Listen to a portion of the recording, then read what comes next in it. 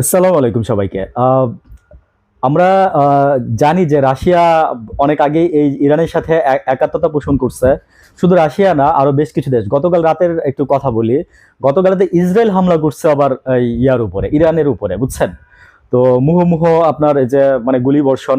আর ইরানের একটা মহিলা বাংলাদেশী উনি বলতেছিল যে আমি আমার লাইফে ফার্স্ট এই কখন এরকম যুদ্ধ দেখি নাই। মানে আমি আসলে হতভম্ব হয়ে গেছে যে এরকম দেখা যায়, এরকম একটা মানে সুন্দর একটা মানে সাজানো গুছানো একটা কাহিনীতে এরকম মানে যুদ্ধ হইতে পারে। তো আমেরিকা বলতেছে যে আমরা কারণ কোনো নাগরিকের উপরে আমরা বোমা মারি নাই, আমরা মারছি আপনার ইয়ার উপরে মারছি। আচ্ছা, আমেরিকা আমি আপনাদের বলি যে মানে এত ভয় কিসের? যদি ইরান যদি পারমাণবিক বোমা বানায়, সমস্যাটা কোথায়? মানে আপনার সমস্যাটা কোথায়? আমি এই ডিটেলস হিস্ট্রিটা জানি যে ইরান কেন পারমাণবিক বোমা চাইতেছে। এটার পিছনে তো আমেরিকা আপনারাই দায়ী।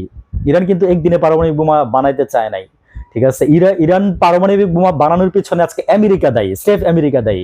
ইরান মানে মানে অনেক আগে 80 সালের দিকে আমাদের জন্মের আগে ইরাক আমেরিকা যুদ্ধ লাগছিল, বুঝছেন? সাদ্দাম হোসেন হঠাৎ করে ইরান যে আক্রমণ করে বসে, তো সাদ্দামরা তো পরে আবার আমেরিকায় মেরে ফেলে।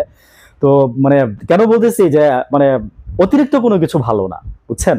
আমেরিকা আমি আপনাকে বলবো যে অতিরিক্ত কোনো কিছু ভালো না, আমাদের ধর্মে এগুলো নিষেধ আছে।